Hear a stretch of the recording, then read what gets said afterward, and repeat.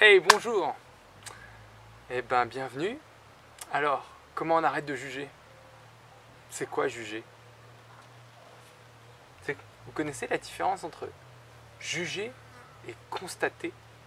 C'est quoi la différence entre juger et constater? C'est quoi la différence entre juger et évaluer? Eh ben, peut-être qu'on a un début de réponse ici. Est-ce que on peut appréhender un événement sans le juger? Est-ce qu'on peut appréhender une personne sans la juger? Peut-être bien. Qu'est-ce qu'on remarque quand on juge et quand on est jugé? On remarque une espèce de boue dégueulasse, une espèce de nuage qui nous appuie dessus, qu'on sent une pesanteur qui nous écrabouille et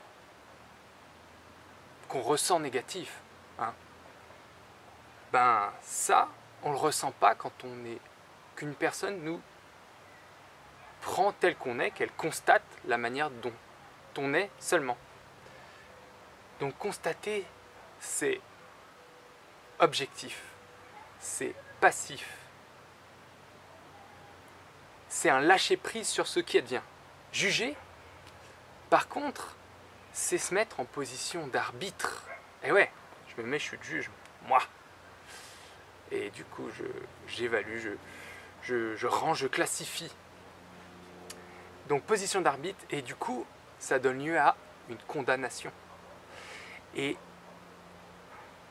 on prend les événements en jugeant, on les macère avec toute notre histoire, notre côté émotionnel, notre pan émotionnel, ce que ça nous fait réagir, notre côté mental aussi, et bah, on sort un truc, un jugement. Et généralement, c'est un peu plus... c'est plombant. Donc ça, on ne veut pas. Parce que ça ne veut pas dire ne pas évaluer, ne pas appréhender l'environnement.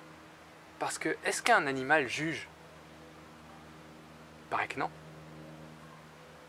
Pourtant, il est capable d'évaluer. Un chien, si vous avez peur, ou si vous êtes en colère, il va le sentir. Et il va réagir en fonction. Est-ce qu'il va vous juger? Pas sûr. Il va simplement prendre les choses telles qu'elles sont sans les macérer et se poser en position d'arbitre. Alors comment on fait avec ça? Maintenant qu'on sait un peu près ce que c'est, comment on fait pour arrêter? Parce qu'on est formé à ça. On est bac plus 150 pour juger. On nous entraîne, on dit que c'est même bien. On dit allez, même dépenser de l'argent, envoyer un petit texto pour voir comment vous jugez. C'est une norme. Mais est-ce que c'est normal? Pas sûr. Le remède à ça, c'est tout simple. Pour passer du jugement au constat déjà, ce sera déjà pas mal, parce que si on était des maîtres éveillés, on serait simplement dans l'instant présent, et ben les choses adviennent, et on les prend comme telles. Mais ça, c'est pas mal, c'est là. Et entre les deux, il y a nous. Et nous, ce qu'on peut faire, c'est, pour désamorcer ce truc-là, c'est rentrer dans la compréhension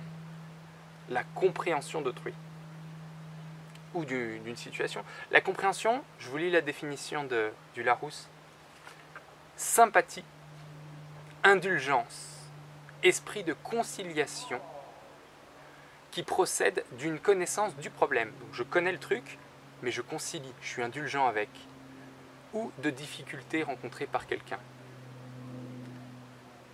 Donc c'est quelque chose de doux qui s'arme d'amour, comme la compassion, qui est encore l'étape d'après. Le jugement, il condamne, il fait appel à l'ego, il sépare moi, l'autre, la situation. Et il affaiblit les deux camps. La compréhension, elle renforce, elle relie et elle rassemble. Elle fait exactement l'inverse en fait.